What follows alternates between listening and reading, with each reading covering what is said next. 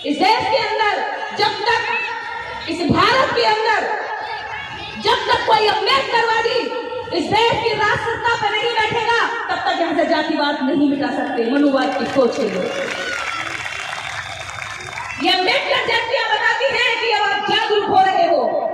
ये अम्बेडकर जयंतियों में आने वाले लोग इसमें उठे हुए ये मुट्ठी बनकर हाथ ये बताते हैं कि अब ये थप्पड़ एक थाल पर खाकर दूसरा गाल साबित नहीं करेंगे। अगर एक गाल पर पड़ा तो हाथ तोड़कर वही मसल देंगे। बहुत पिट लिए, अति हो गई है, बहुत हो गया। हमारी बेटी हमेशा शिकार बनती है आज भी बलात्कार का। जानते हो क्यों? खेतों में हमारी बेटियां सुरक्षित नहीं, सड़कों में हमारी बच्चियां सुरक्षित नहीं, दफ्तरों में हमारी बच्चियां सुरक्षित नहीं। कहां नहीं है? आप बताइए जातिवाद कैसे नहीं है? अगर इस देश में रेप की घटनाएं होती तो सबसे ज्यादा दलित महिलाओं, दलित बच्चियों पर होती है, और वो कहते हैं जातिवाद तो है ही नहीं। अरे इस देश में बलात्कार भी जाति देखकर किया जाता हो, इस देश में एफआईआर दंड भी जाति देखकर की जाती हो, इस देश में एमपी एमएलए को टिकट भी जाति देखकर दिया जाता हो, उस देश में लोग फूहड़ता दिखा देंगे जातिवाद नहीं है। अरे तुम जब तक जातिवाद छोड़ोगे नहीं, तब तक हम जातिवाद की बात करना नहीं छोड़ेंगे। जब तक हम इसका शोषण झेलेंगे, जब तक हम बताते रहेंगे, जब तक ये खत्म नहीं होगा, तब तक हमारी जुबान से, यूं मंचों से, हमारे लोगों से ये आवाजें निकलती रहेंगी। मेरे ऊपर आरोप आता है कि तुम जातिवाद फैलाती हो। भाई क्यों ना बोल?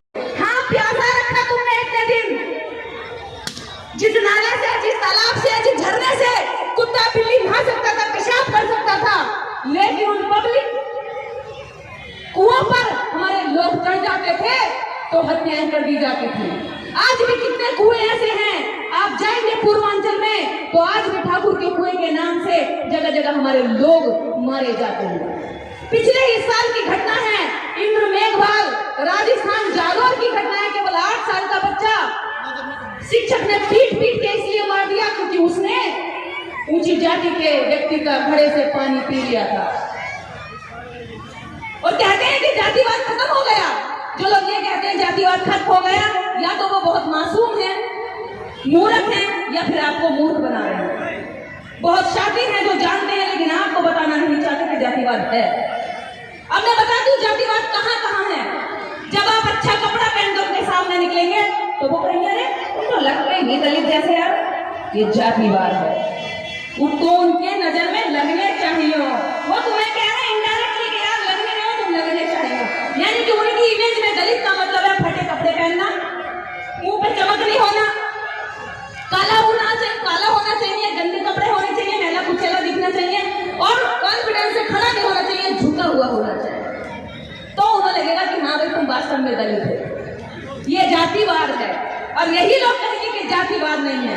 आप ही के साथ में बैठा हुआ एक दोस्त आपसे कहेगा कि यार हम तो कोई जातिवाद नहीं करते, हमारे साथ तो जाटव भी खा लेता है, चमार भी खा लेता है, हम तो वाल्मीकि के साथ भी खा लेते हैं। तो वो जो ये कह रहा है कि हम उसके साथ भी खाना खा लेते हैं, यही असली जातिवाद है। क्योंकि कभी किसी चमार ने ये नहीं कहा मैं तो पंडित के साथ भी खाना खा लेता हूँ। जिस दिन ये कहने लगेंगे उस दिन वास्तव में जातिवाद खत्म होगा। जब तक वो कह रहे हैं जातिवाद है। नेता तुम्हारे घरों में खाना खाने आते हैं, कभी वो क्षत्रिय बनिए के घर में खाना खा के फोटो नहीं डालते हैं कि बनिए घर खाना खाया। कहीं वो क्षत्रिय ठाकुर के घर में खाना खाकर फोटो नहीं डालते कि ठाकुर के घर में खाना खाया। लेकिन वो दलित के घर में फोटो डालते हैं खाना खाकर कि हमने खाना खाया। ये दिखाना चाहते हैं कि ये भी नीच है लेकिन हम फिर भी इनके साथ खाना खा लेते हैं। और हम खुश होते हैं कि हमारे घर तो खाना खा के गए नेताजी लोग। अरे नेताजी लोग खाना खा रहे हैं यार, शादी किया करो ना आपस में भैया। अपनी लड़की बेटियां दो, इनकी बेटियां लो, अपनी बेटियां दो, शादी किया करो, रिश्तेदार हो जाओ तो खाना पीना होता रहेगा। लेकिन इतनी सी भी प्रोसेस नहीं कर सकते। ये बात कहने तक में बड़ा भारी वजन लगता है। अगर उनकी बेटी इधर आ भी गई तो लिंच उसको ऑनर किलिंग कर देंगे। बेटी की जान ले सकते हैं लेकिन जातिवाद खत्म नहीं कर सकते वो लोग। जातिवाद इतनी जड़ों तक बैठा हुआ है और हम कहते हैं मासूम बनकर के जातिवाद तो खत्म हो गया भैया। नहीं, मैंने सुना अभी बता रही थी आयोजन टीम की सदस्य, लेकिन इस बार 5 दिन का है। ये बहुत अच्छी बात है, देखकर दिल खुश हो गया जब वहां से हम लोग एंट्री करें। आज सुबह कह ही रही थी चर्चा में कि ऐसे मेले भी लगने चाहिए जैसे वो लोग मेले लगाते हैं, क्योंकि हमारे लिए तो होली, दिवाली, दशहरा जितने दुनिया के त्योहार हैं वो बाबा साहब अम्बेडकर की जयंती पर ही है, क्योंकि हमें तो इस जो चिथड़े पहनने वाले शरीर थे उन पर आज अगर सूट बूट सुशोभित हो रहे हैं तो ये बाबा साहब अम्बेडकर की जयंती की बदौलत है।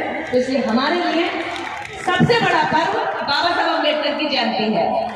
इसके बाद हम बात करेंगे कुछ ऐसे विषयों पर जो बाबा साहब डॉक्टर अम्बेडकर के जीवन में इतने कष्ट और दुख आए हमको यहाँ तक लाने के लिए, लेकिन वो डगमगाए नहीं।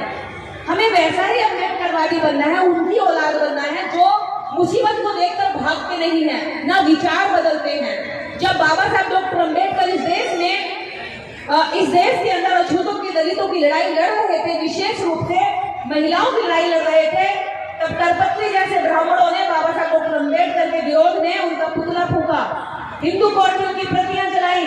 लेकिन आज मुझे खुशी है कि करपत्री ब्राह्मण की संतानें आज मंच पे आकर बाबा साहब अम्बेडकर को जय भी बोलती है और नमन करती है। ये है हमारी ताकत, ये है हमारा जुनून। अगर हम एकजुट हो गए, जागरूक हो गए ना, तो जो दुश्मन हमें ये कहता था ना, अरे थोड़ा समाज डाला, सड़क भी गंदी कर देंगे, अरे इसका मुंह देख लिया, आज खाना भी ना मिलेगा, वो हमारे मंचों पर आकर के ना बोलने के लिए तरसते हैं, लाइन में खड़े होते हैं, फिर हम टाइम देते हैं, आइए और बताइए क्या कहना चाहते हो। ये हमारे अम्बेडकरवाद की जीत है, ये आप लोगों की जागरूकता और एकजुटता की जीत है। मुझे खुशी होती है कि जिन लोगों को कभी सड़क पर चलने से जमीन अछूत होती थी, जिनकी महिलाएं कभी केवल शोषण का शिकार हुआ करती थी, जिनकी बेटियां, जिनकी सुंदर बच्चियां केवल मंदिर में देवदासी के लिए चिन्हित की जाती थी, आज उनकी बेटियां सामाजिक मंचों पर दहाड़ती हैं, आज उनकी बेटियां सामाजिक मंच लगाती हैं। ये आपकी जीत है। जिन लोगों को कहते थे कि अरे तुम सम्मान पाने के लायक नहीं हो, आज उन लोगों ने सड़कें घेर रखी हैं और जय भीम का नारा लगाकर नीली क्रांति लेकर आए हैं और झंडे के साथ में दावे से कह रहे हैं सीना ठोककर कि हम तुम्हारी नजर में नीच नहीं हैं, हम उस बात की औलाद हैं जिसको तुम्हें मानना ही पड़ेगा, चाहे इधर से मानो, चाहे कान इधर से पकड़ो या इधर से पकड़ो, क्योंकि जिसको भारत में रहना होगा उसे संविधान के दायरे में चलना होगा, और जो संविधान के दायरे में चल रहा है, मान लो कि वो आपके बात को जरूर मान रहा है, बच ही नहीं सकता। भाई अगर संविधान से पहले यदि एक ब्राह्मण किसी लड़की का रेप कर देता था तो उसको कोई सजा नहीं थी, सजा के तौर पर केवल एक सजा थी कि उसकी चुटिया काट देते थे।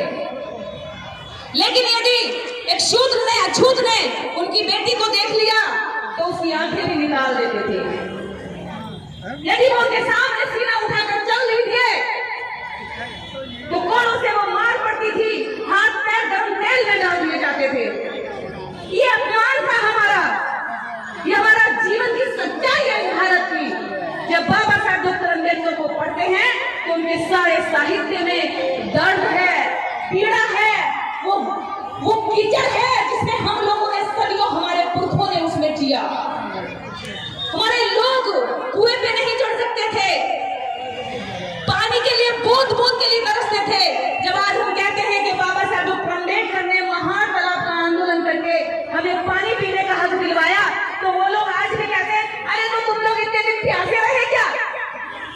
अरे नालायको, बाबा साहब डॉक्टर अम्बेडकर को तुम नहीं मानते और आज तो उनके दर्द को भी मजाक बनाते हो।